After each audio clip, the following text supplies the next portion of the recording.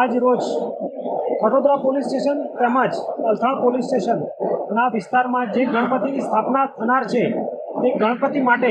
ગણેશ ઉત્સવ સમિતિ દ્વારા અને વડોદરા તેમજ અલથાણ પોલીસ દ્વારા એક શાંતિ સમિતિનું મિટિંગનું આયોજન કરવામાં આવ્યું, જે મિટિંગમાં આગામી તારીખ 7/9/2027ના રોજ જે ગણપતિની સ્થાપના થનાર છે તથા 17/7/2024માં જે ગણપતિનું વિસર્જન થનાર છે તે બાબતે પૂર્વ તૈયારી અને તેના ભાગરૂપે કોઈપણ પ્રકારના કોમ્યુનિકેશન થાય, સારી રીતે થાય તે માટેની પૂર્વ તૈયારીના ભાગરૂપે એક મિટિંગ કરવામાં આવી હતી, જેમાં કોર્પોરેટરશ્રીઓ,